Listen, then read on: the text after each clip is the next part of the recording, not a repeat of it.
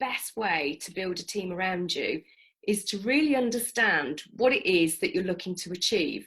You know, what are the outcomes? What's your mission? What's your vision? So you understand actually, you know, what the outcomes are going to be. When you understand what your purpose and your mission are, then it's about really understanding you. Who are you? What are your skills? What are your strengths? And if you were to play to your strengths, what role would you take? So I'm assuming, in fact, I know that the person that asked this question, they run a really successful business. So they'll be asking me this from a business context.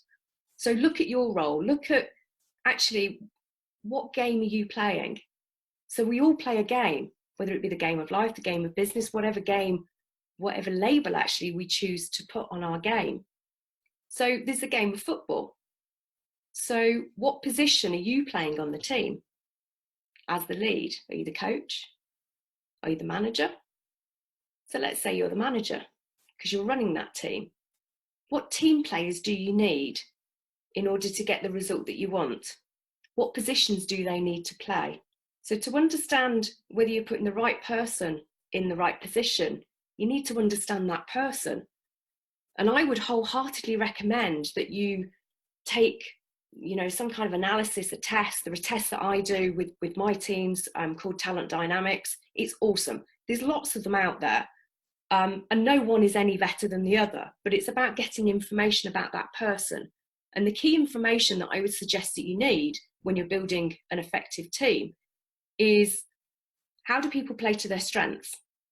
And do you have a position where they're able to play to their strengths? So if somebody's really good at building relationships with people, starting conversations, having negotiations, then put them in a business development role.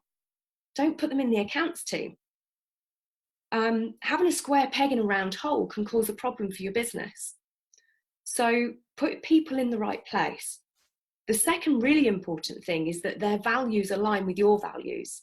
So we could put a business development manager into a business development role, but their values might not align with the business, in which case their heart isn't going to be in it. So that's another really important check. And then finally, the other really, really critical thing to have in place with any team is, even when you're a team of one, is to have a code of honour in place. It's not a code of conduct that tells people off. It's a code of honour, which actually is a way of living out those values. And the code of honour should be something that brings the team together, but the team are very, very clear on the principles of behaviour. So the way we expect to be, like we do what we say we're going to do. But the really important thing when you have a code of honour in place is it's called. So if somebody isn't actually playing to those rules, that we keep them accountable. But all of this has to be done in a way where somebody's self-concept, that inside of them, that self-concept is looked after, not shot into lots of pieces. Because if you look after people, help them play to their strengths, create that environment, which is what that code of honour will do, create the environment where people will do whatever it takes because they're in a supportive environment, then you can create a championship team.